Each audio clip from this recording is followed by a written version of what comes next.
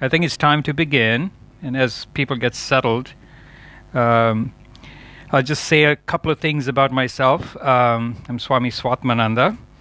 Before I became a Swami, which presume most of you know what a Swami is, but I can talk more about it if you need to, I got into Greek astrology. I'm one of those guys that was so rebellious that I couldn't stand anything that had to do with my own culture. And particularly if I saw people like me wearing these things, I'd avoid them like plague. But when I started getting more curious, I went through a very difficult time in my life, and it was astrology that made sense to me, and particularly Indian astrology. I just to kind of give you a little background, I was going through a really hard time for about 3 years, and I couldn't figure out why that was the case, because I kind of knew I'd proven track record before that. I'd done really well as a young man. I was highly successful, and I was quite accomplished. But then during this time frame, those 3 years, everything I tried did not work out. Prior to that, everything that I touched turned into gold. But during this time, everything I touched turned into fake gold. So, and it was one loss after the other. And finally, I got to a point where I gave up struggling and fighting. And I remember sitting in the living room, and my mother happened to be there, and I said, I just don't get it.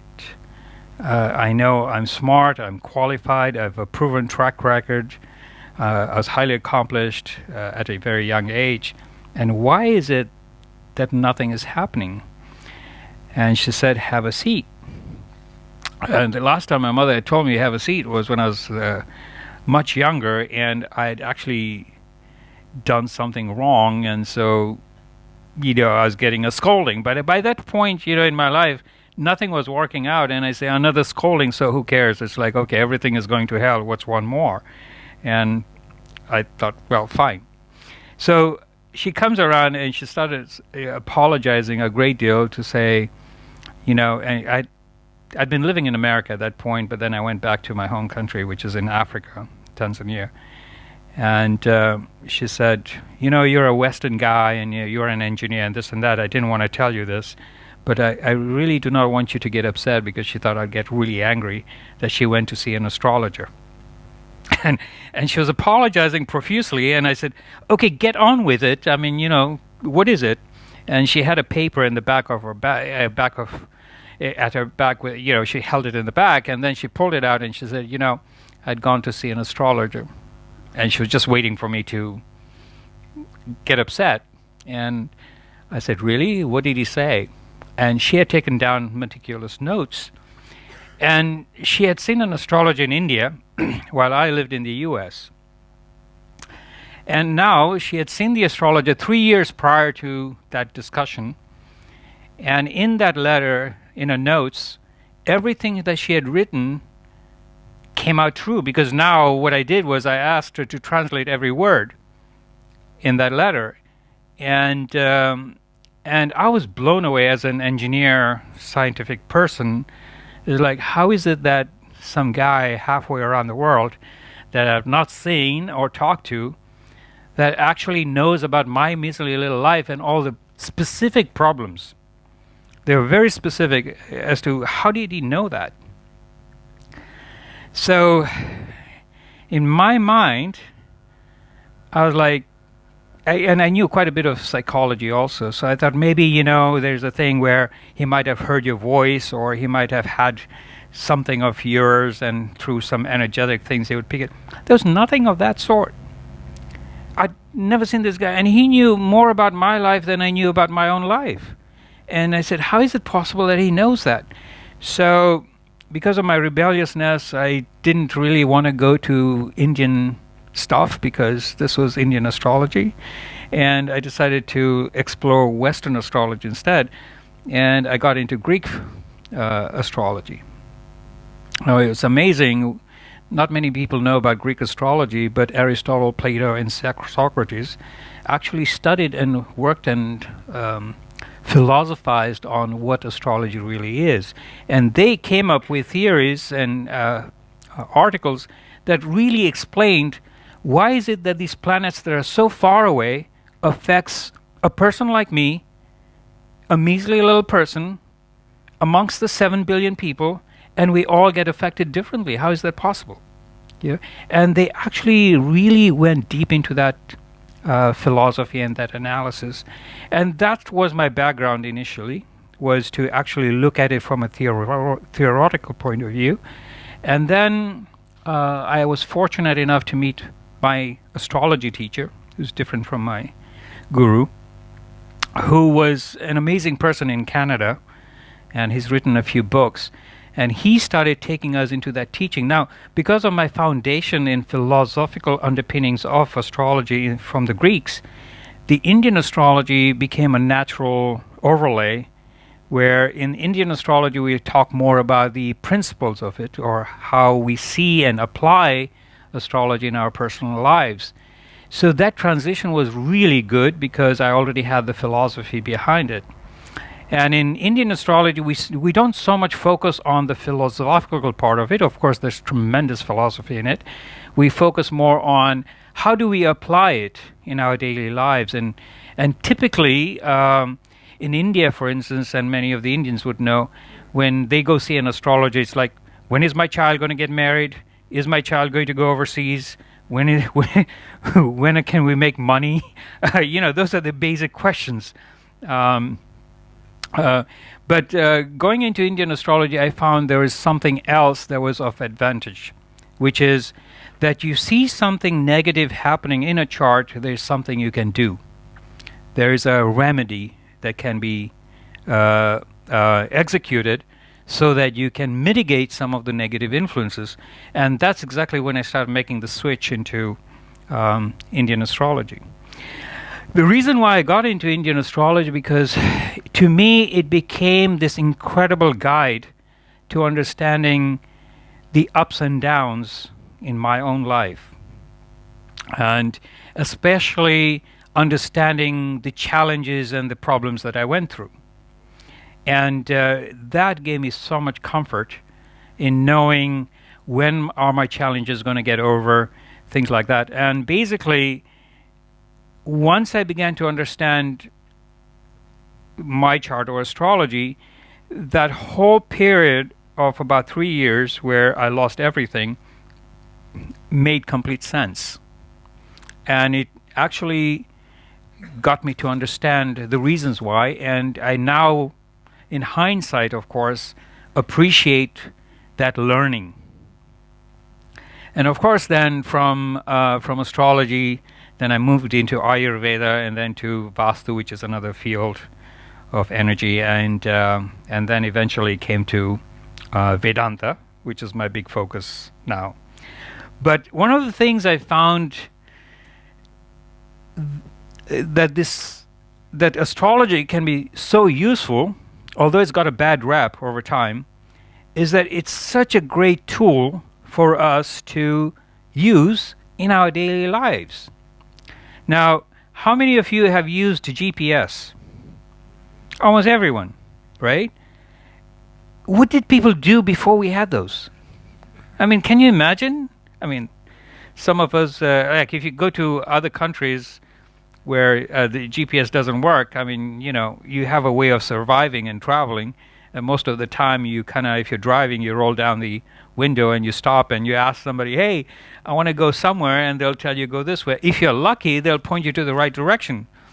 If not, you go down, a few hours later and you realize you got lost. So frankly, I do this when I travel in different parts of the world, and I make sure I ask the same question 3 times. So, and if I get 3 consistent answers, then I'm okay with it. Then I know that I'm heading the right direction. Because inevitably, somebody's trying to be kind, and they'll say, you want to get somewhere, they'll say, just go ahead. And, especially in India, they'll tell you just, if you're in Maharashtra, they'll say saral, saral, which is basically straight, go ahead, And frankly, you probably had to go the other way around, and the only way you know that is if you stop and ask people, So it was something I had to acquire. But Astrology, the way I look at it, is purely as we look, the way we use the app, the GPS app. Yeah. It provides us with direction. Okay. So when you use your app,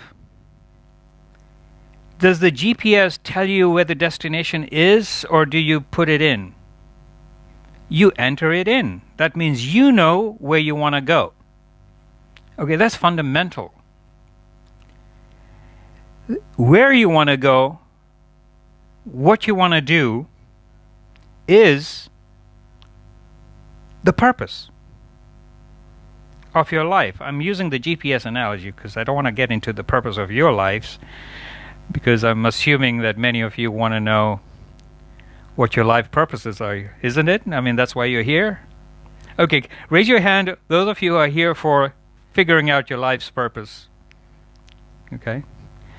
Raise your hand if you're here for just astrology. Okay. 3. Okay. So, are you saying you don't know what your life's purpose is? Okay, good. We just say, let's sort it out, okay? But the point is, it's not easy to figure out our life's purpose, because that's like saying, what's the meaning of life, right? That's been the perpetual human quest, is try to find the meaning of life. Now, in the Vedic teachings, we can explain that very well. What is the meaning of life and how to go about it? But what does, and frankly, to figure out what is the purpose of this life, we have to assume or presume that we had previous lives and we're going to have future lives. We cannot say, if we're going to do this analysis of trying to figure out what is the purpose of this particular life, we have to look at that within the context of past lives and future lives. But we can't remember what that past life is, and we don't know what the future life is. But the one thing we can sit with, the one thing we can settle with, is that this particular life is a continuation of past lives and a future life. Okay? That assumption needs to be made in order to figure out the purpose of this life. You just take that as a presumption. When we do mathematical theorems or proofs, we do have some presumptions before we go ahead and analyze the theorems. Yeah, and likewise, any scientific analysis requires that there is some premise that is established, some preconditions that's already established. And in this case, for certain, we have to take into account that reincarnation exists. It is not a belief system, that it is a prerequisite assumption that there is a previous life. Okay? And there is going to be a next life. That is, unless you decide to study Vedanta and then bring it to a closure this lifetime. And for that, we have a term called moksha. That's another topic. I think Swami is talking about it today. Last day. I'll be also talking about it on the last day. So just cover between our 2 lectures, you'll be able to figure out how to bring this life to an end. Okay? So, all right.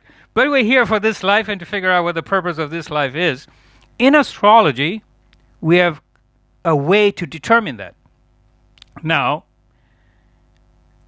let me preface that by saying that if it was that easy, believe me, I would not be sitting here, because I'd have been a billionaire. If I could just go around telling people what their life's purpose is. Because frankly, if we knew what our life's purpose is, it's so settled. It's just like the GPS. I mean, have you tried going somewhere without using your GPS? You have, right? Who hasn't, rather, has gone somewhere not using your GPS and gotten lost? You find the amount of time you waste just trying to figure out where to go, what turns did you miss? The struggles of getting to a place, especially if you're trying to meet your boss on time or a date on time, you know, it's it's insane. I mean, that's how accidents happen, because you're breaking all the rules because you're trying to get there on time. Now, in life, this is how we go through life without this GPS device in terms of our personal journey. And it's frustrating. And if we had a device that taught us that or gave us that answer, it's a lot simpler. It's a lot more accepting. Because what do we do with GPS? We have the destination. By the way, destination comes from a Greek word that means destiny. Okay. So our destiny is predetermined. Our path to that destiny is also given. However, you have a choice, free will. And within that journey towards that destination, you can make certain choices. Now, I'm going to dance between these two analogies because I'm using the analogy to kind of have us relate how astrology helps us. So, we decided, so far we're on the same page in terms of, you know the destination, right? Your GPS doesn't know where you want to go. The GPS waits for you to enter the destination so that it can give you the roadmap, right? That destination is what we call in our Indian tradition prarabdha karma. In other words, what are the features that's going to be unfolded in this particular life? We in the West think we have a lot of control. And the more we examine our lives,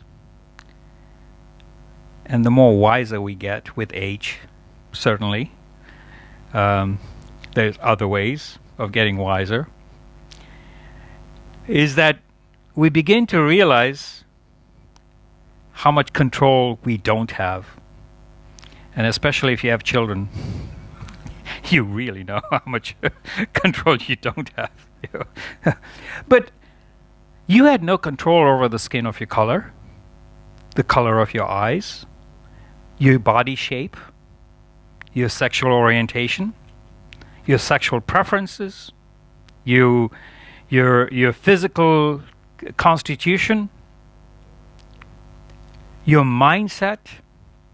You had no choice of all of that. All that is given. Now that's amazing. That you have this physical body that you did not choose. Because frankly, if we could choose, plastic surgeons would be out of business. You know? And we as people would be so much happier because we'd get the nose job we want. You know, if we just willed it, it would just show up, you know, next morning. Before you go to bed, you meditate and you get the color of your eyes, you get the height you want, and you wanna be tall, dark, handsome. You know, you could be that, and you could be, if you want to be blonde, if you're a brunette, you know, you could do all that. You know, I mean, why? Yeah, but we don't have those choices. We don't even have choices about how we think. We think we do, but we all think differently. That's why when you look at the same flower, for instance, everyone has a different point of view. And because we have different point of view, we create a system of thought, and soon after we'll have a religion, which then turns into dogma. It's all because we think differently. All right, so going back to the purpose of life, we plug in the destination. The GPS gives us a path, and it sometimes even gives us choices. And now it's getting even smarter than us because it tells us, when there's a traffic jam and when there's a cop. I mean, I love it really now. I wondered what my life was before I used Waze, for instance. You guys know what Waze is, right? It's an app like Google Maps, but it also tells you. I'm selling Waze here. No, it tells you where the cops are, and it also tells you yeah, it tells you where there's like these cameras that kind of the speed traps and the photo traps and all that. It also tells you like any diversion or accidents and things like. It's really, really amazing. So anyway, so it tells you all that, but then the free will comes in, and you decide when to take a stop. If you decide, okay, well, there's a McDonald's coming by, and maybe this is a good time to take a stop, and which I would not recommend. But anyway, but choose something better that's healthier. But anyway, if there's a pit stop to be made, you make that choice. If you have a flat tire, you have no choice. If you have an accident, you have no choice. That's written. Okay. You go down the road, you decide whether to take that direction. There's a left turn coming up, and you say, well, I don't think I want to do that right now. I'll probably go ahead. And the poor woman in the GPS, it's usually a woman, I don't know why. I was hoping that they would have an Indian accent, and but my background is in engineering, so there was a point when I worked with voice systems, and I thought I'd reprogram all these voices to make them like funnier. But anyway, it's just some idle amusement that we have as engineers. Anyway, so so you choose to take a detour if you want, and the GPS will just say recalculating. I mean, if all your spouses were like that, wouldn't it be amazing? Every time you made a mistake or something like that, your spouse would say, no, I'll recalculate, I'll adjust. I mean, that would be amazing, wouldn't it? But anyway, it just gently, without insulting, without condemning you, without accusing you of anything. You missed the point. You missed the turn. How could you do that? I've told you to take the turn. Why didn't you do that?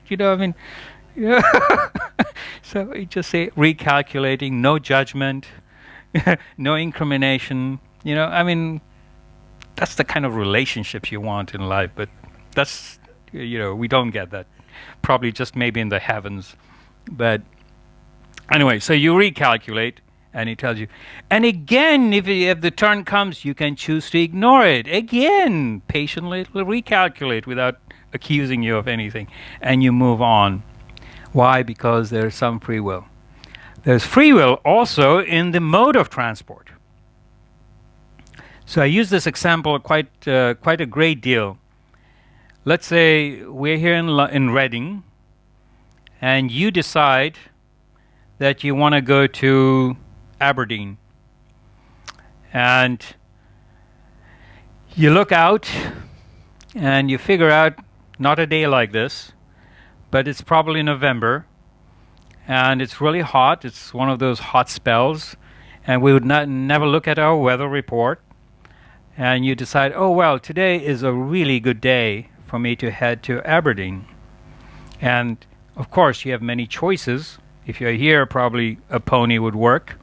A horse, a bicycle, a caravan. You can take a car, a motorbike, bicycle. I did say that. You can probably get to the nearest airport and fly, or take a train. I mean, these are your choices. How you get there, when you get there, this is up to you. The destination, because your destination is Aberdeen. You have chosen with your physical body to get to that place. The purpose of this journey is to get to Aberdeen. How you get there is free will. And this is where your decisions come into play. Your path, which is already determined, is that you want to end up in Aberdeen. that clear?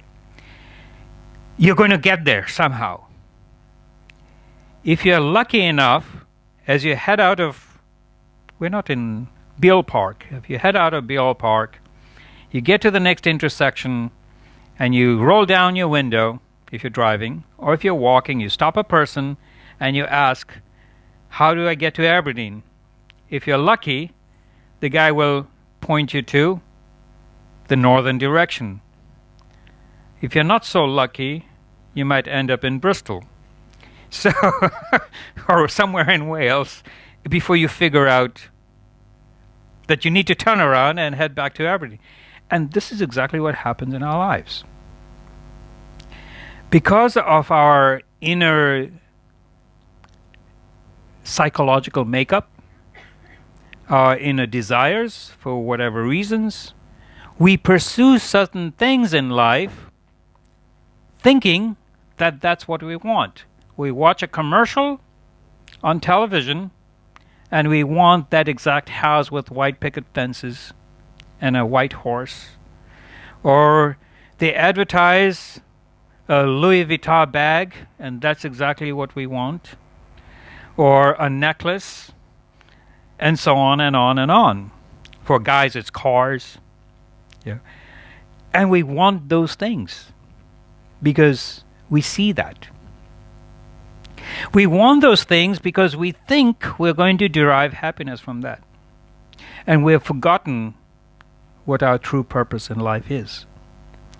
We get distracted by the material distractions that pulls us away from our purpose of life, which is why it becomes so confusing.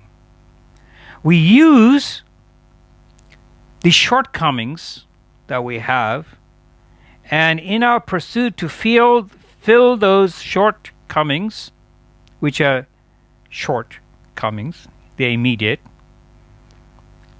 we forget what our true purpose in life is. We forget our destination was Aberdeen. So we get down the road, we find a little comfy cottage, and we decide, forget Aberdeen, I'm going to stay here. You heading towards Aberdeen, you find the love of your life. Oh, well, forget Aberdeen, I'm okay here. You know, my uncle, for instance, he was heading from India to Canada, and he ended up going to Jamaica for a weekend, and he met a woman from Bristol and decided to live in Jamaica. They got married, you know. Never made it to Canada. This is what happens in our daily lives, in our careers, in our relations. This is what exactly happens. So we go through this. We choose to pick one of this mode of transport, and along the way, we get stuck. And we get stuck because we have forgotten what is it that we really are here for. Okay? So, not only do we choose the mode of transport, we choose when. And I said this, the guy decided on a bright November day to head out to Aberdeen, and he got hit by a blizzard. You know, let's say fortunately he did find the right person. The person pointed him up to the north, and you don't have a lot of mountains here, do you? Except on north. It doesn't matter. You have a few hills, and let's say there was a cold spell, and the cold spell, as soon as you got to those hills, decided, you know, a cold spell brought in a blizzard. And now he's got to hunker down and wait. What does he do? He can't go forward. He's got to wait. Somebody comes in and says, well, actually, you know, if you take a train down to London, it's warmer there. Maybe you can travel from London back and take a boat on the English Channel and make it way to Aberdeen. Yeah. He might choose to do that, or he might just choose to actually stay where he is and let the blizzard pass. Again, that's exactly what we do. Yeah. And so on and on and on. What astrology does, it reveals the karmas, certain features that play out in this particular life. Bill Gates did not become Bill Gates because he chose to become famous or rich. He had the inner drive that compelled him to do the things he did. But because he was compelled to do the things he did, of course, he became wealthy. Jeff Bezos of Amazon, the same thing. Mark Zuckerberg did not start out to create Facebook. He started out as a little silly game. But he was focused and driven. And they created Facebook, which has actually transformed the world. We can, of course, argue about the consequences, whether it's positive or negative, or whether it's a good thing or a bad thing, but that's in an essence inconsequential because it has actually transformed the world. Arab Rising would not happen if Facebook did not exist. But he followed his life's purpose. Yeah. Arnold Schwarzenegger, a guy who cannot speak, let alone in German. How does he get to be like one of the top highest paid actors in Hollywood? How is that possible? On top of it, he even goes into politics. How is that possible?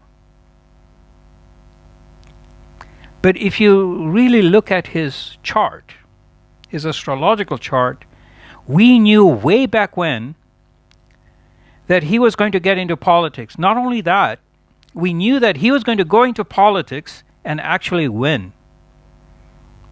And he did. Although he got paid highly as an actor, most of his income did not come from acting. Most of his wealth came from real estate, which is seen in his astrological chart.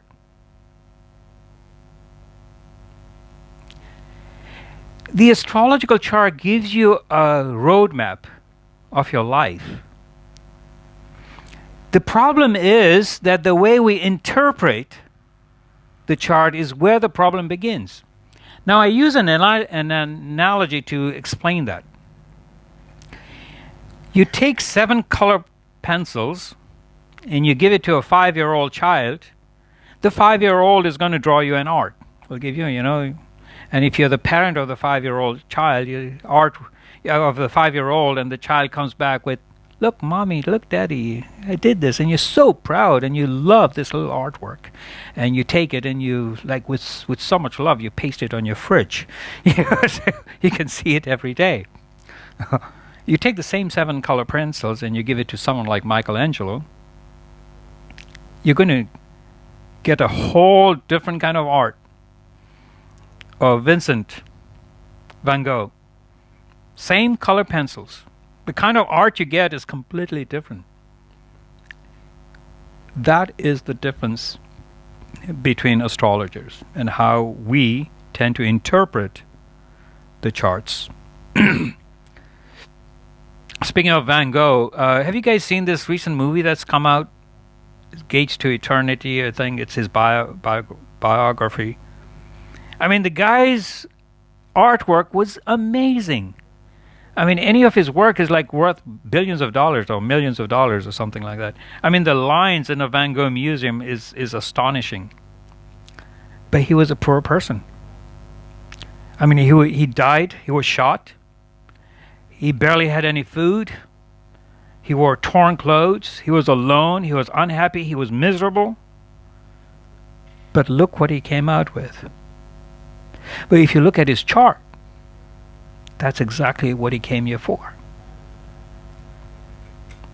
I can give you so many different examples, but I just wanted to kind of give you the positive examples. Then there's the negative examples, like me.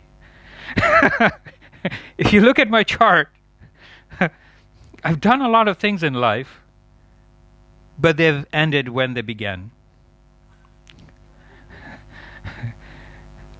I get ahead in one side. As soon as I feel like this is great, I found my calling. I'm still talking about purpose of life. I said, okay, this is what I have. This is what I'm going to do. As soon as I get there, the rug gets pulled over under me. I fall. I have to start again. And every time I tried having a relationship. Well, I have had a few, and they ended miserably, because in my chart, relationship section is a disaster. Yeah. So in a chart, we see 12 areas of lives, okay? And typically, out of those 12, 5 is good, 7 is not. That's why we do not have perfect lives, because 7 is negative, 5 is positive, right? So in my personal life, relationships is like the worst possible. Homes, I never have a home. I tell people I'm homeless, which is true. I've been trying to look for a home many years, and I still can't find a home. It's horrible. I've had homes, by the way, and I've never lived in them. I've had an amazing, exotic apartment in Zanzibar. I don't know how many of you know where Zanzibar is, but it's this exotic island in Africa. And I bought this place and I recreated just the way, and based on my dream. And it was so exotic. Actually, it was written up in a French magazine, a French book, actually. And I sort of spent years fixing this up. And I love sunsets, one of the reasons why I chose Zanzibar. So I go there. And as soon as I fix it up and I move in, and the last thing that has happened is every time I put in my pictures, like paintings or whatever, and this has happened consistently throughout my life, wherever I move and I say, okay, finally I'm home, and the last thing that I put to actually feel I'm settled in are the paintings, the wall paintings, and as soon as I do that, within 2 weeks I'm out of there. So no homes, no relationships. I've not had a child, and I've had many professions, but like I said, I get to the top and it gets wiped. I fall down very quickly. And what else? What are the common things? Homes, relationships, kids, careers. And so, what was happening during that entire time is I was trying to fit in. I was trying to be a normal person who has jobs and relationships and a white picket fence, home, and and even a job. So right now I'm homeless and jobless, which is working fine. and I'm happy, well, because of Vedanta, first of all. But the thing is that when I looked at my chart, when I looked at astrology, I began to realize, this house is busted. Like 4 of the houses that is normal for normal people, they're all busted. And what I'm left with is 2 things, actually. The first is I have the blessings of getting the best teachers in whatever I want to do. And that has been true in my life. If I wanted engineering, I got the top teacher in the world for engineering. I wanted to do martial arts, one of the top in the world. I wanted to do business. I've got 2 degrees in business, and I went to the best school in the world and I got 2 master's degrees in that. So, and then when I was, there was a time when I was anti-swamis in ashrams and things like that. But then when I went through these, hardships of actually losing everything, and then finally I said, okay, well, maybe now I've lost everything and everywhere, then maybe now it's time that I need to find a guru. And my guru then sent me an email, which is unheard of because he never does. You can ask him that, and he never reaches out. He was the kind of guy that net went out. But so I have the blessings of having the greatest teacher in the world in anything I wanted to do. And the other part, which is actually good, is that I can teach. So what happens is, reluctantly, and probably Swamiji there will tell you, I resisted so many years to take on the robes, almost 8 years? Yeah, 8 years. 8 years, because And I just said, no, I don't want it. This is not what I want to do because it brings in a lot of undue attention. And I kind of like being a hermit and hide away. And so I kind of did that. But just before my guru passed away, he kind of somehow got me to take this. And I just found myself taking this. And so in the end now, I'm like, oh, wow, actually, this is perfect for my life because everything else is useless. So, and the benefit of this is that you get fed.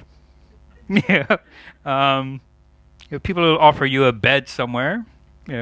So in the last 4 years, except for a few nights, for the most part, I've managed to find food and a place to sleep for that night. I mean, sometimes I wake up and I usually don't know where I'm going to sleep or where my next meal is coming, and I don't have a job and I can't go out and get a job, and but it's a life which works for me because this is my path.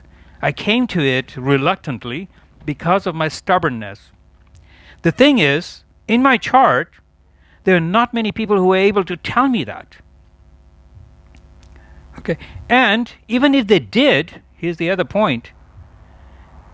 I had to discover it myself because had someone told me that, I would say, he's crazy, give me a refund. It's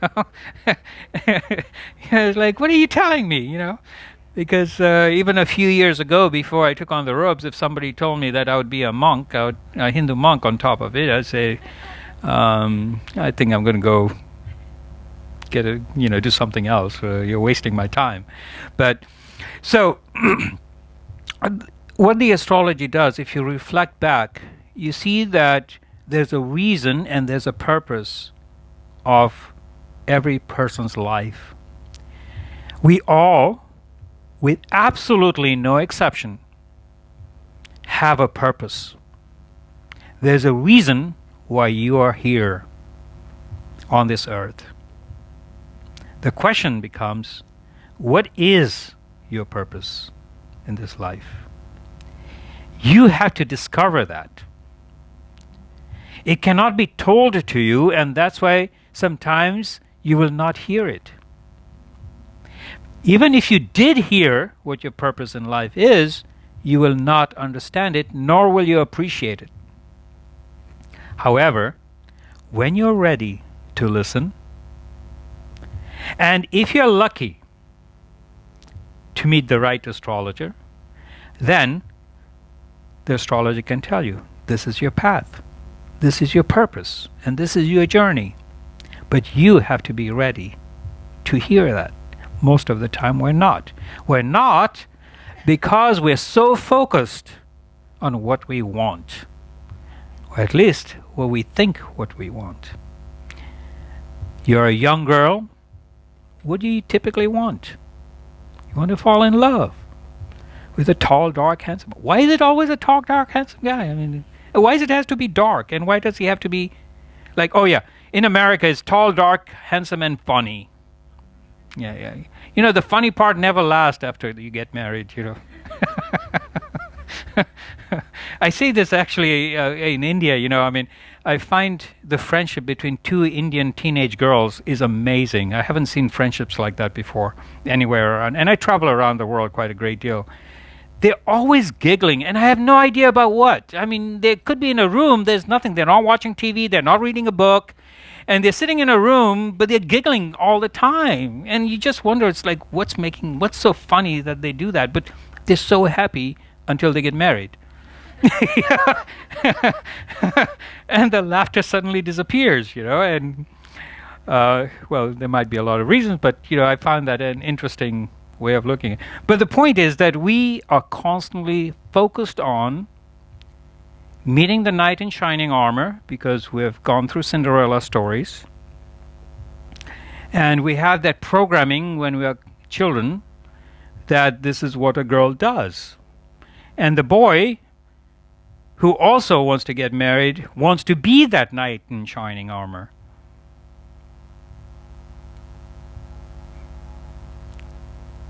And we have these roles that we try to force ourselves into. And when we try to force ourselves into those roles, we forget who we are. A guy wants to paint roses. He wants to probably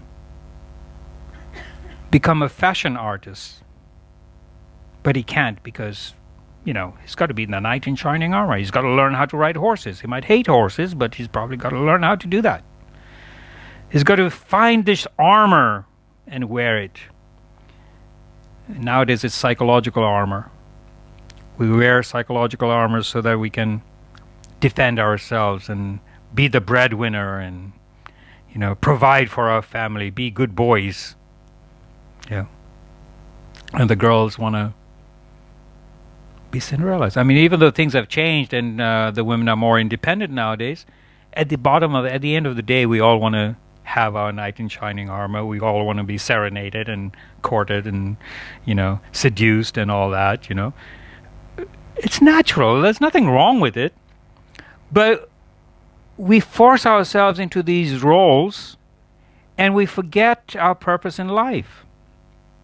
So we are not ready to hear. We are not open to how to find the purpose in life. So let me ask you this, just with a raise of hands.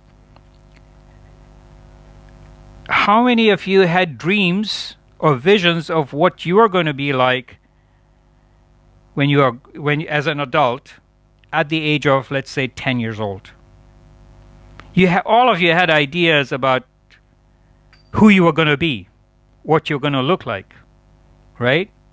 Okay, how many of you, and please don't feel shy, actually found yourselves in that role? Can I ask you to share if you don't mind?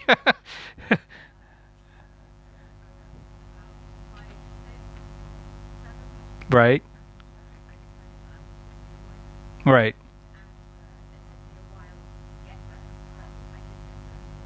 And what did you do in between, if you don't mind sharing?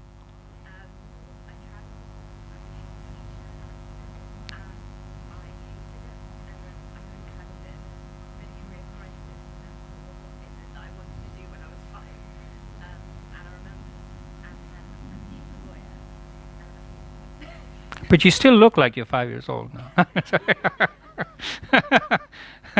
So, do you mind approximating? You can lie. How old are you? Okay. All right. So, and when did you start working as a lawyer? Right. Yeah. Right. And you love what you do now. Right. I could predict that because I'm going to say within a couple of years you're going to change again. So it might be in the same field, but anyway, do you mind sharing what you want to do?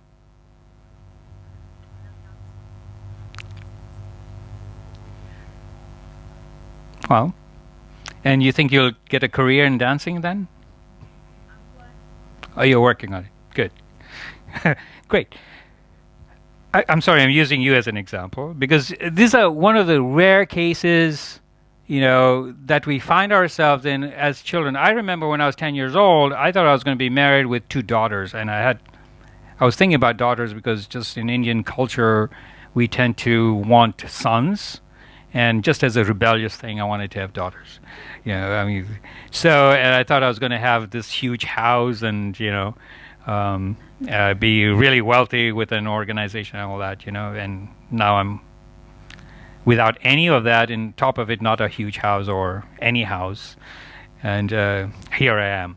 But the point is that I'm trying to make, and I'll give you guys some time to ask questions, and we'll get more deeper into your lives if you want to indulge. The point is that we start with our dreams, at least what we think we want, and we find ourselves years later that that's not what happened. What we are doing today is so different than what we had imagined it was going to be. And where we are going may not be where we are today. So the question then becomes, what is the purpose in this whole journey? Now, I'll give you a fundamental premise behind that. We come onto this earth to learn lessons. That's our fundamental basis of being reincarnated. We also come to fulfill past life karmas. But we come to fulfill those past life karmas, and I'm using karma in a Western sense, in order to help us learn. We're fulfilling those karmas to give us a sense of direction, to guide us into this life.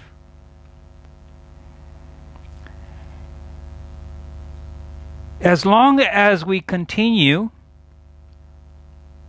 to impose or superimpose other people's ideas into your lives, other people's views of what you should be doing, that includes your parents, your children, your loved ones, your peers, because that's what we end up doing most of the time, we forget our purpose in life.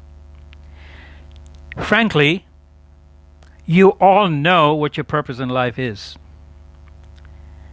The problem is you don't know that you know. And I'm going to give you a way for you to know before the end of this class. So you'll have something, a takeaway. But I also wanted to point out that there is a way that it can be verified. And I'll use a few examples. I gave you the negative example in terms of my case because it's relevant to me and I can talk about it. But you see, when we talk about negative lives, it's usually of a beggar. And actually, swamis and sadhus are no different. So, but as someone who has lost everything, yeah, exactly.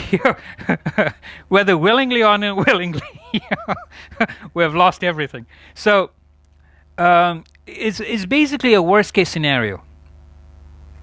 The great scenario are the ones that we see as icons in society or the highest achievers of society, and I can go on and on and on and give you example. I'll give you one example, and I'll end with that, and then I'll be open to questions. Let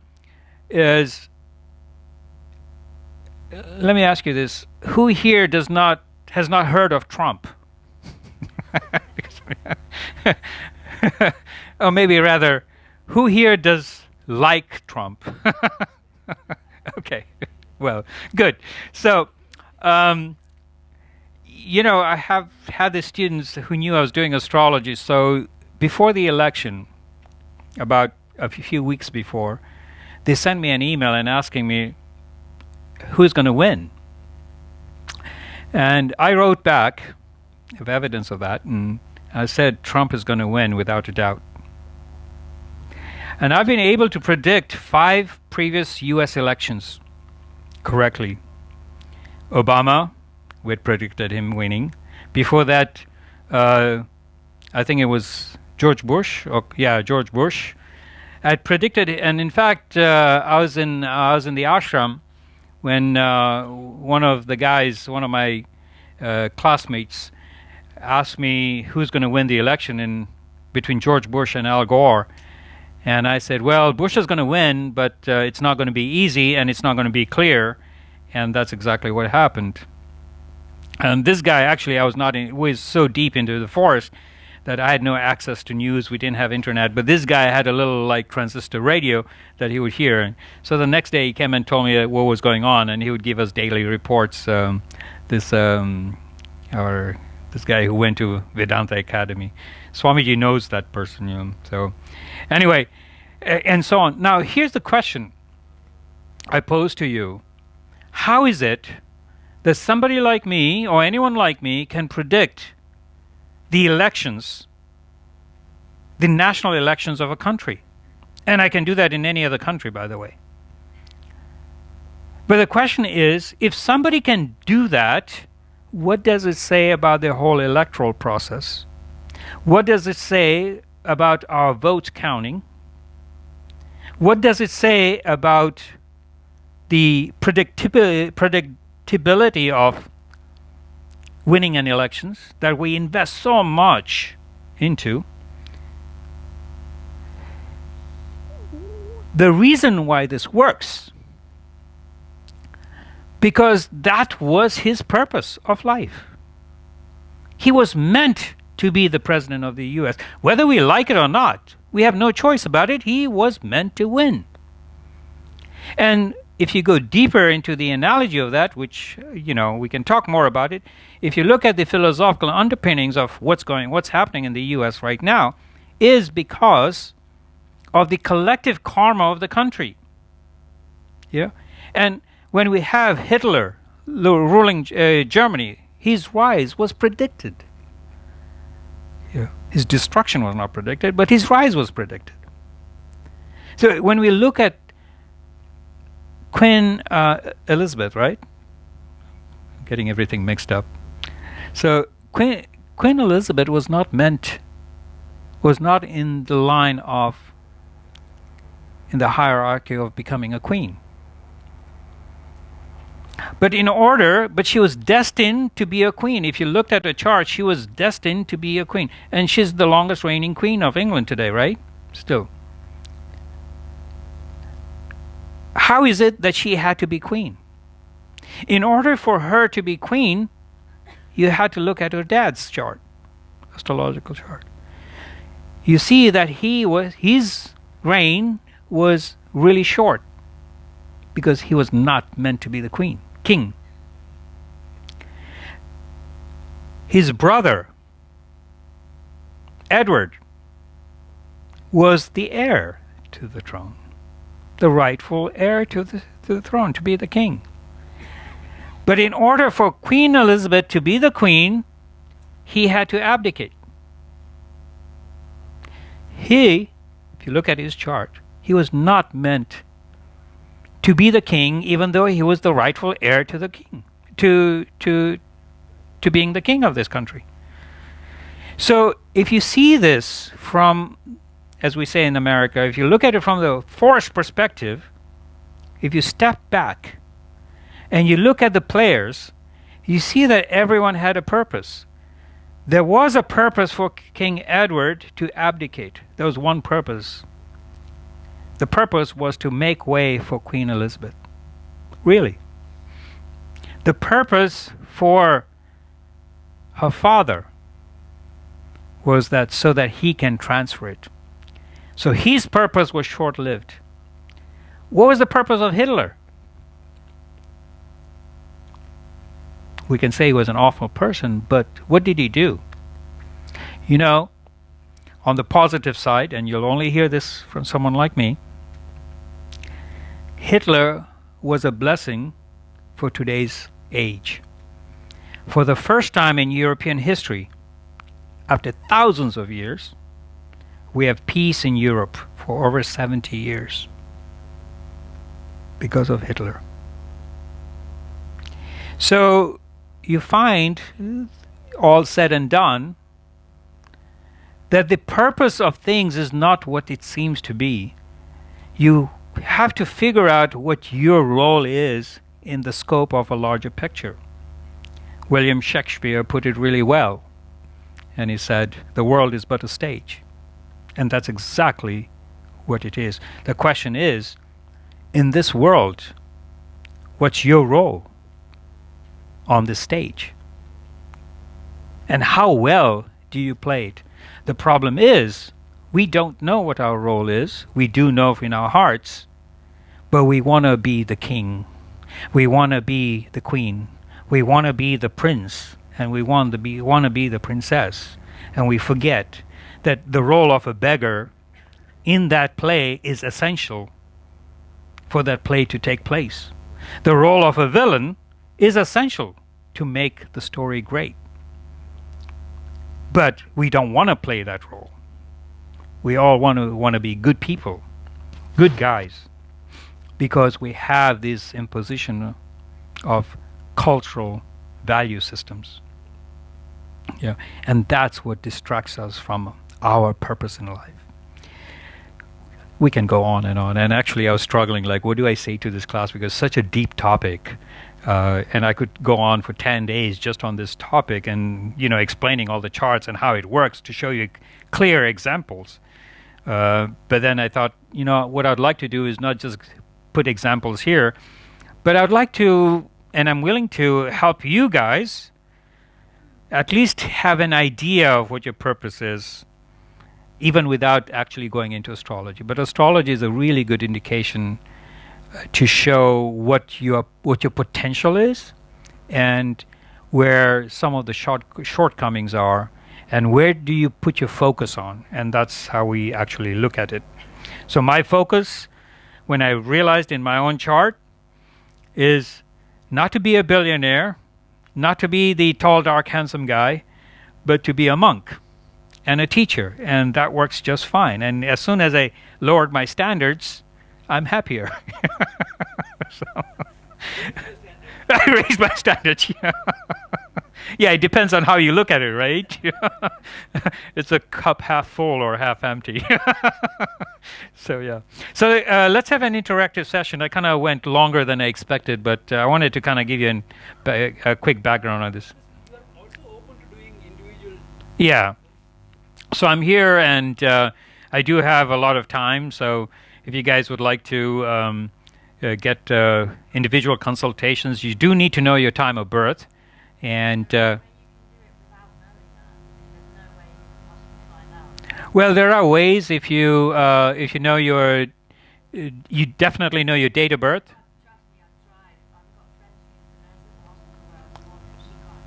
But you know your birth date? Okay, so as long as you know your birth date, place of birth, and yeah, so there's another feature, because in the olden times we would not know when you were born. I mean, there weren't clocks, and even when you say, for instance, and I do want to say this, let's say you say that you were born on a particular time, when exactly do you know that that was the right time? I mean, how do we know that the clock that the person looked at was right, and which time zone were you in? And especially in countries where you do these daylight savings time, who remembers if they change the clocks?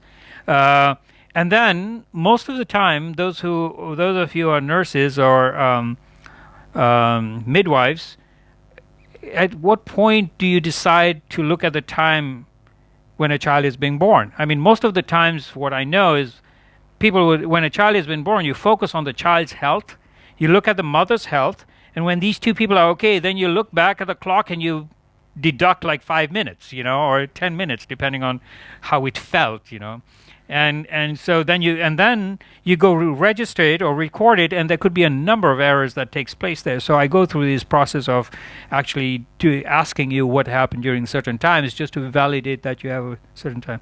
But there is a feature, because in the olden times we didn't have clocks. There's a way that you can determine certain things. The only usefulness is that if you have the exact time, what happens, we can be more daring with our predictions. But there are many things in terms of your purpose of life and things like that you can still determine without having an accurate time.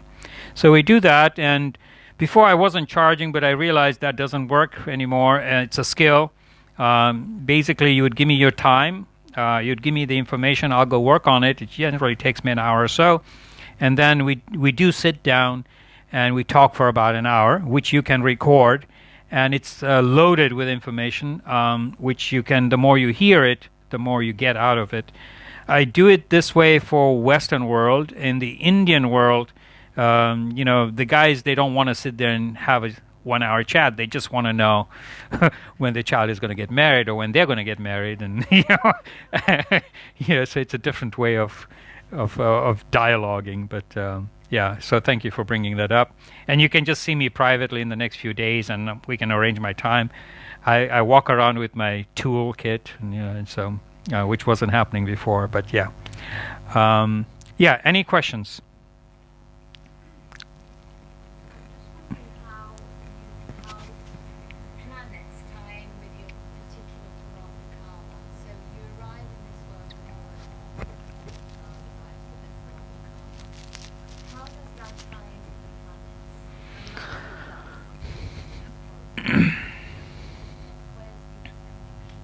Okay, so we see the moon, right?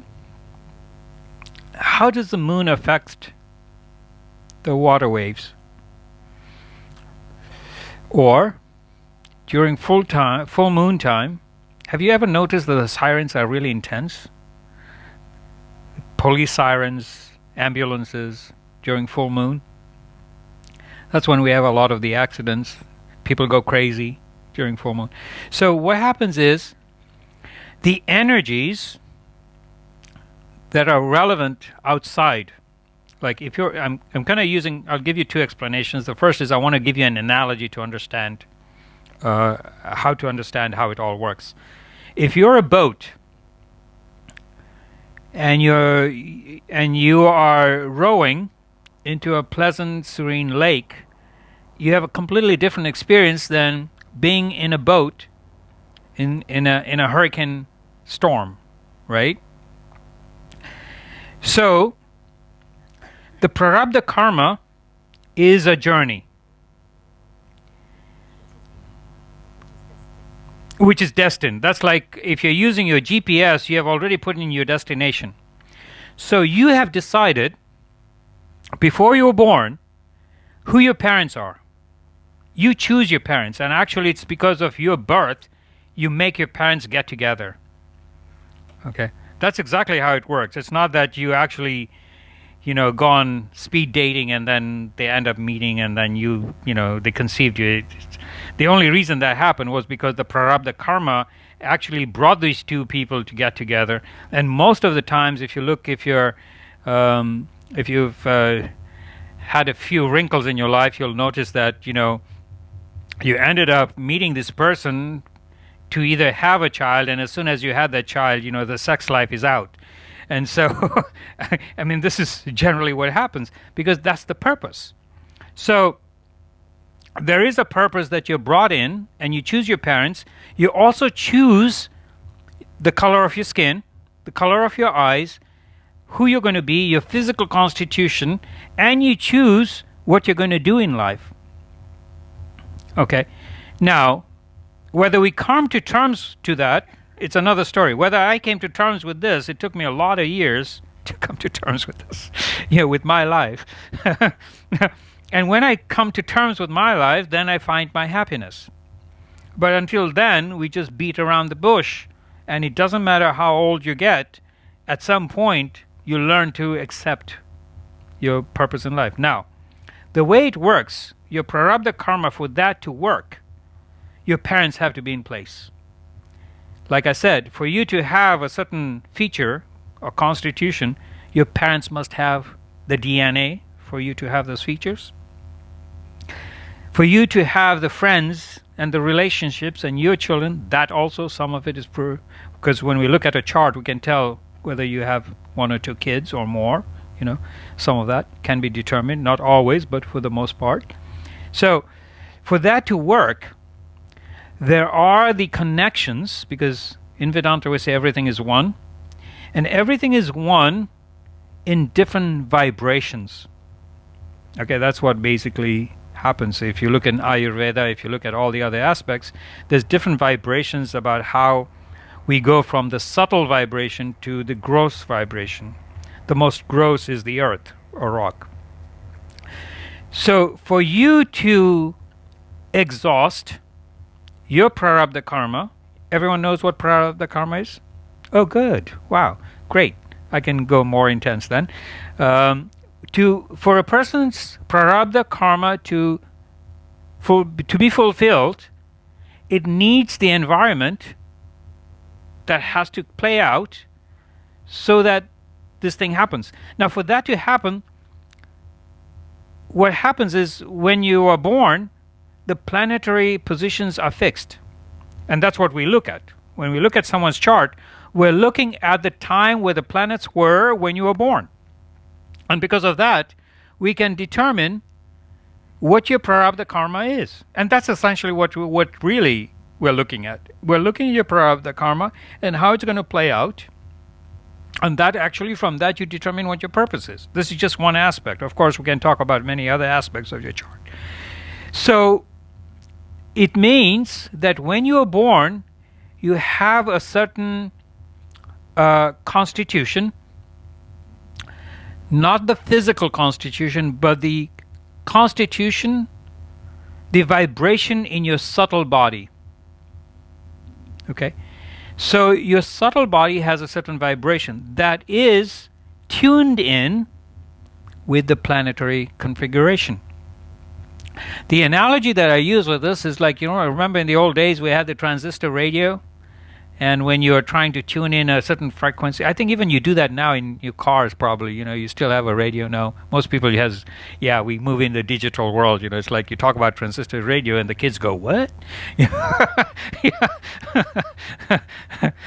If you show the young kids these old phones that you had to dial and put your finger in, they get really confused. It's like, what?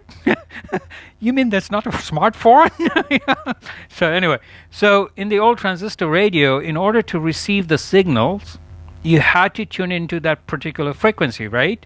So each person subtle body is tuned to a certain frequency with those planets. And those planets, it doesn't mean that those planets are actually causing the negative effect. Is that those planets are actually triggering the wiring system that we have, the energetic systems that we have. And that actually lays the path for our destination. A problem is we interfere with that path with our minds. And we interfere with that path with our minds because of our psychological makeup, because of the way we were raised and how we're influenced. And some of that actually plays up, and that's why when we grow up, or as we're growing up as children to our adult age, we have certain insecurities. And we want those insecurities fulfilled, and because of that, we get diverted from our path, our true purpose.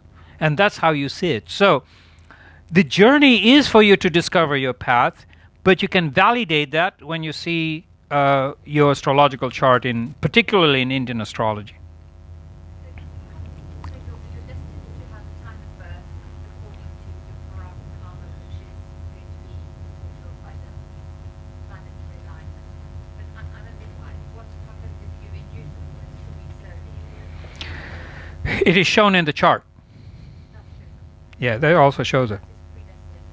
That is sometimes predestined, not all the time, because you find that kids who have had cesarean birth, it creates a psychological makeup that affects them throughout their lives. So, for instance, when I look at a chart, I sometimes ask whether their mom had a cesarean birth, because that actually influences certain behavioral patterns in a person's life. If it is a difficult birth, it's pretty well seen in a chart. When what happens nowadays is that because it's so convenient, people actually choose. In fact, it's almost criminal. People go to astrologers and they try to find out when's the best time for a person to have a chart. And it happens a lot actually in India today.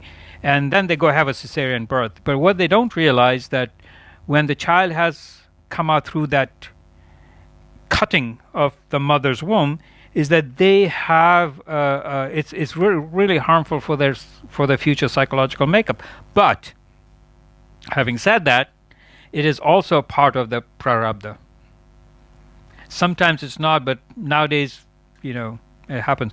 I'll tell you another thing. Like, for instance, when I look at Western folks and I do their charts, I see more than one relationships or marriages. I go to India and I see it's like consistently one. I mean, for the most part, it's like, and so you see the cultures play a lot of role in where you're born. And in fact, that's also part of your prarabdha too. But sometimes it's intentional and not intentional. Having a cesarean birth does affect the psychological makeup of the child significantly, actually. You'll find that they have certain trauma, because that's a trauma. And you'll see how they deal with life in terms of challenges is a bit hard. So they'll go into these sort of like, in certain cases, and it depends on other features also, and it's not like a black and white situation. that they're more defensive or reactive towards trauma. They don't deal with it in a healthy way. Because, for instance, if some of them have abandonment issues, it's actually, it actually amplifies that a great deal. No, natural birth is actually natural. So and it should be natural because that's what it's meant to be. It's I say the birthing process is the most painful for the child. The worst pain any human being can go through is the birthing process, not the dying process. The dying is the easiest. In fact, it's almost like painless. We don't realize that. We have a major fear towards death in the Western culture, but the dying process is the best. The worst is being born. I mean, can you imagine? I mean, you have this 8-pounder that comes to this tiny hole. I mean, it's like, what were we thinking? But that's that's nature. So the natural process is good. It's the interference with that process. Now, in terms of the mother's health and the child's health, then it's necessary. The problem is we're abusing it, and that's not good. Yeah. Sorry, I'm not quite understanding. So if we actually choose our parents, why would we choose parents that would be deliberate, not deliberately, but in fact take us off our path? No, our parents don't take us off our path. They do by the way we raise, Yeah, so that is part of our learning. That is part. You see, if I'll tell you, my dad, the reason I'm kind of who I am today is because my dad, and I give a lot of credit to him, but he had schizophrenia, and if he didn't, I wouldn't be sitting here today talking about this.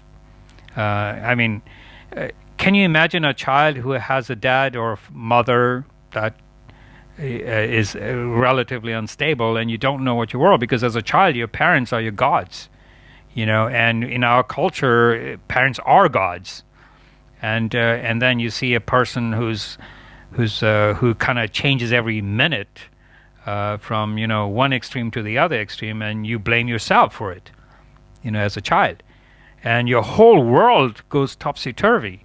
Then how do you reconcile your world? Because your world is upside down every 5 seconds, and so you learn to figure out what is this world really, and so you go into that journey.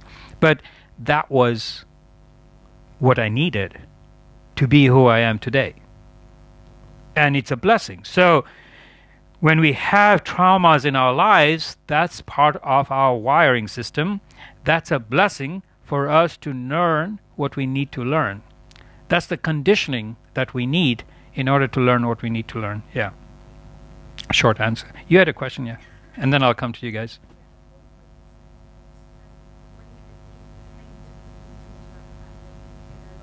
Can you be a little louder, actually, so everyone can hear?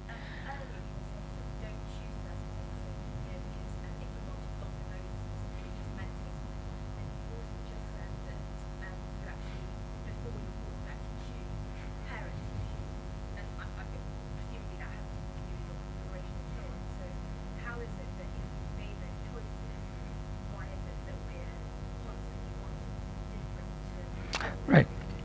And that's what I was saying. The reason why we forget what our true purpose in life is, and I'll give you something before you guys end, is that we forget because we think.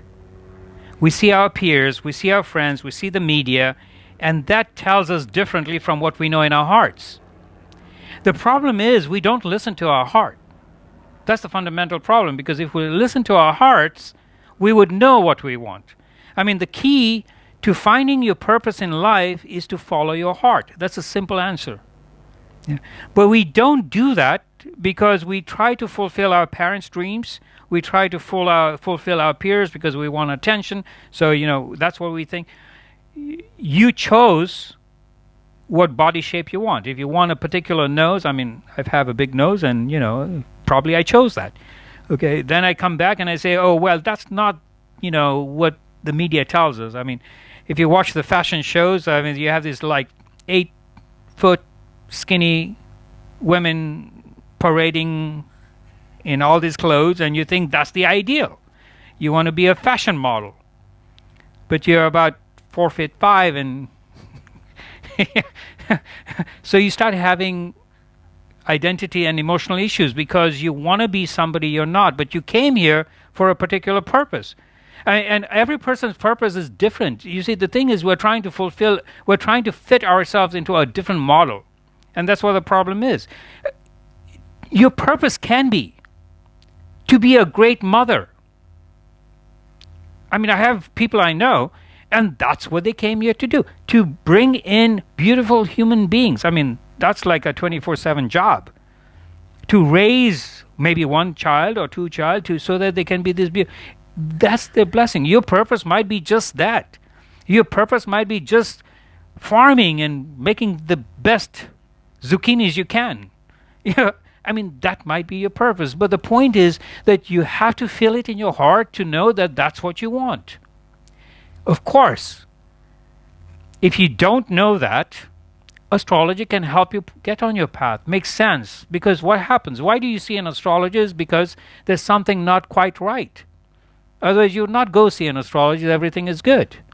I mean, if you're hanging out in Pacific Island or some of the islands and have a tequila with an umbrella, why would you go see an astrologer? Yeah, the weather is good. You have your loved one there. You only go see an astrologer when there's something that you need to resolve. So that's when. Okay, yeah. It's not a question, but when you were talking earlier about the Trump analogy, All right. it's kind of, I saw online that said it actually is a good thing because actually at the moment it feels like more people are coming together because almost the him and the actually there's more people that are coming now together because Right. There's actually a lot of good things happening, and is part of that result. Right. Otherwise, we're actually stuck in a negative system. There was a question there. I have heard that you cannot make predictions for people who are on a spiritual path. So how do you do that? That's not true. No. That's not true. But it's just like normal. It's just normal. But the thing is, what people make a mistake is you cannot apply the same rules. For instance, that was one of the mistakes that happened to me. I'm supposed to do this. This is my purpose. But I didn't know it until recently, like 5 years ago or 4 years ago. And what happened was that people who would look into my chart, they would say, oh, well, and they would tell me the stories. I mean, somebody told me that I was going to get married and 5 kids. And, so I was kind of looking forward to that, and I was highly disappointed. But no, that's a different story. But the point is that you cannot apply the same rules to a person who's pursuing, because in astrology, to be successful in a material sense, you have to have these glorified combinations like Bill Gates or Jeff. But then for a person like us, when you look at our charts, everything is horrible. How do you tell your client that, what can I say? So, I mean, if you're truly honest, you cannot tell this person that he's going to have a miserable life. A woman shows up and says, it's like, and she's 19 and she says, oh, yeah, you have a dreadful marriage life. Do not get married, please. I mean, you'd kill me if I told that to you. So, yeah. Good. I thought you had a question down here, didn't you? Okay, go ahead. And I'll come back to you, yeah. Gautam Buddha had in his birth chart, it said that he was going to rule the world. Yeah. And the two interpretations about it is what he has picked up. But his father interpreted differently. Right. But he ended up with something else. Right. And that's the problem with interpretation. That's the problem. Does he rule the world? Yes. We're still talking about him today. I mean, God, why? If he was not that important. He's born like 3,000 years ago, 2,500 years ago. So, yeah. And this is one of the biggest mistakes we make because we are interfering with the process. Yeah, go ahead.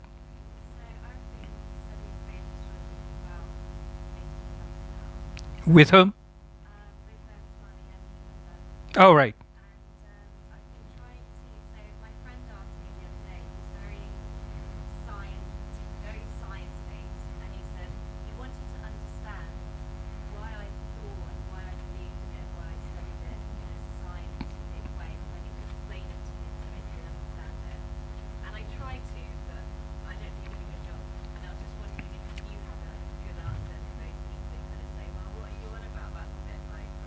Yeah, you give him the simple. How old is he?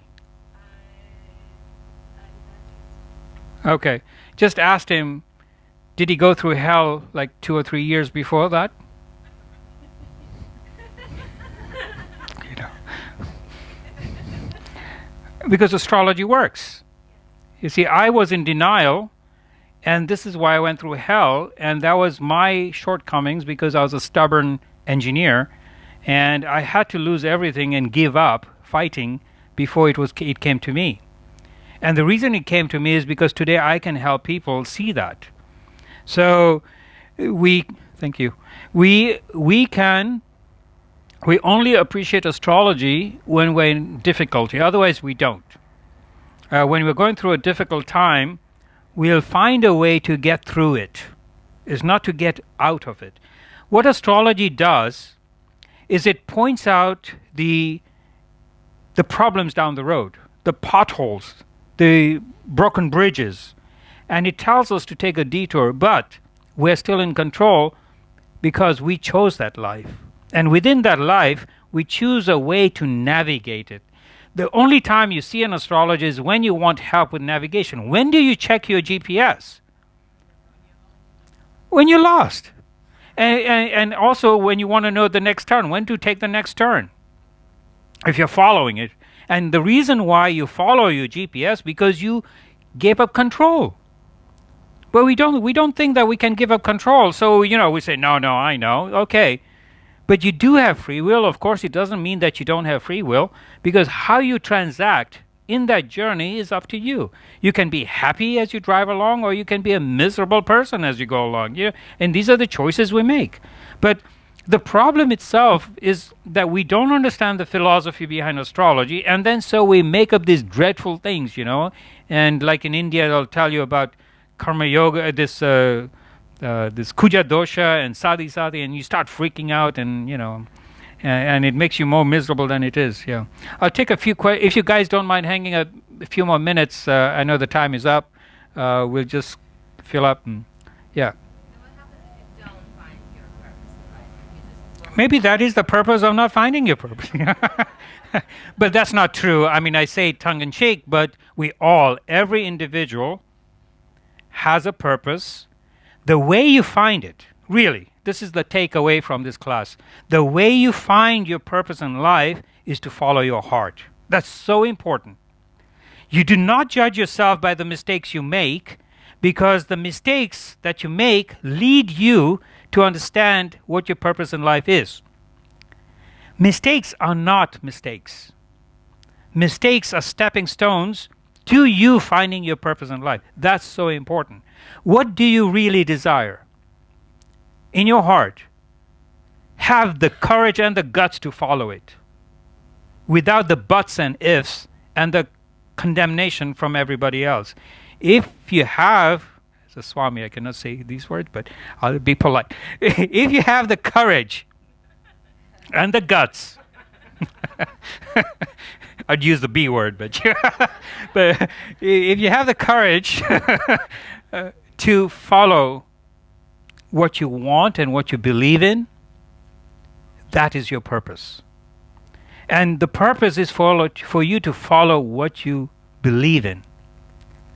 Now, does it mean it's right? Does it mean it's wrong? There's no judgment in it. Do the best you can with your full heart, and you'll be led. When you get the GPS, do you worry about the 10 turns down the road? You don't. You're only concerned about your next turn. And that's what you focus in. Focus on what you need to do. And this is what we talk about in Karma Yoga, actually. The reason we talk about Karma Yoga is so that you fulfill your desires right here, right now, today. You don't worry about the next meal tomorrow. You focus it on today. So the takeaway is follow your dreams, follow your heart, and be okay with what is presented today. That's the whole teaching of Bhagavad Gita. The whole meaning of Karma Yoga is not to go out and do volunteer service somewhere. That's not what it is about. That's a mistaken definition of Karma Yoga. Karma Yoga is you doing the best you can today in your own heart. What you desire. What do you do? As long as you don't hurt anyone else, including yourself. If I say you want to take drugs and you went to this talk and Swami said, follow my heart, no, that's not what I'm talking about. I'm talking about you doing something for the good of the world and the community, including yourself. When you give to others, when you do something for the others, there's joy in your heart. That's what you do. What can you do for the benefit of society, for the benefit of your community, for the benefit of your children, for the benefit of yourself? That's what you go for. And if you can do that, you're following your path. Now, if you need validation and if you need guidance, then it's time to talk to me and I'll kind of point you there. But otherwise, yeah. And I'll take one more last question, and yours is the second last. Well, when I predict, I'll make two predictions as throwing the bone out. The first one is Trump will most likely win. What I had made a prediction before is that it was a one-term presidency, and I really expected him this year to not do well, and actually, not that he was going to be killed. I've been predicting that he's never going to be impeached, so I keep telling people to stop wasting their time. But they don't want to listen. So, but the thing is that his health is not doing so well this year, and that might incapacitate him to continue. But we won't know. So if he does make it, because remember, these are potentials. Everything that we see in astrology are potentials. The question is, what do you do to get over them? And that's why in Indian astrology we have means of what we call remedial means to help you overcome some of the challenges. So if he does manage to overcome these challenges, then if he does run, he will win most likely. So hang in there. Another one, Meghan Markle. What are your predictions? Thoughts? She's not supposed to have a decent marriage. That's why the first one went down the hill. And the second one is coming up. That's my... Yeah. It will happen. Prince William.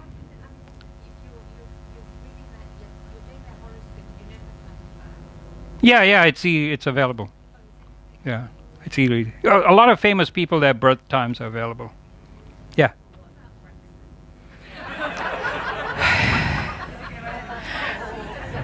You know, I predicted someone is going to ask me for this, so I'm ready. What has happened so far with Brexit? It hasn't happened. I think there's going to be some backtracking. There's going to be a modified version, but we're not going to see this hardcore Brexit that's going to happen that we thought it was going to. So there's going to be a modified version of that. Yeah, I wouldn't worry. Get on with your lives with that. You know, let the politicians mess around with it. It's like they should have better things to do with their time, but unfortunately they don't. Yeah.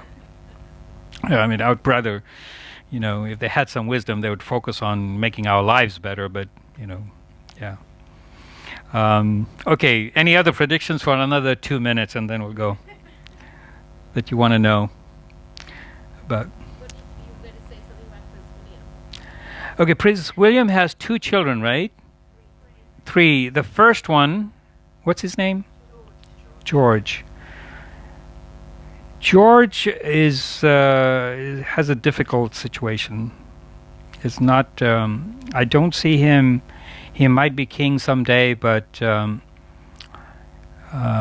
person who's really going to be the future heir of England would be the sister, the second one. What's her name? Charlotte. She's a very wise. She has an amazing chart. George has a troublesome chart, and when he becomes a teenager, and it's going to be problematic. But Charlotte is amazing. Yeah.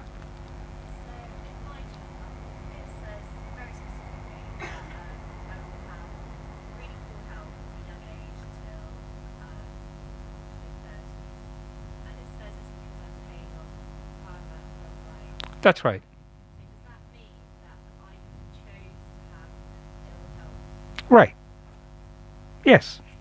Yeah, that's what Prarabdha is about. Yeah. All right. Well, thank you so much for your attention, and I hope this was informative and entertaining, and hope to see you guys around. I don't know what I'm doing tomorrow. Tomorrow, if you know what to do beyond yoga, that's my talk tomorrow, and I'm talking about the teaching of oneness on Sunday. So it won't be as conversational as this, but there will be some of it. So you can still ask me astrological questions in the other classes also. So. Anyway, thank you for your attention and have a great evening and afternoon. Oh.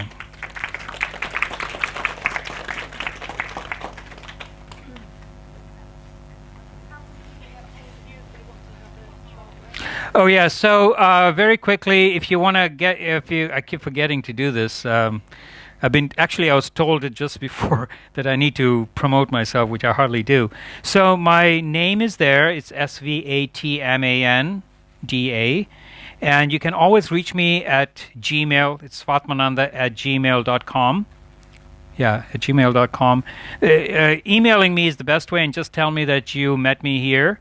And I always respond to emails very quickly, more so than phones. And if you want to reach me also on WhatsApp, I'll give you my number really quickly. It's +1. It's a U.S. number. 424 244, and I'll repeat.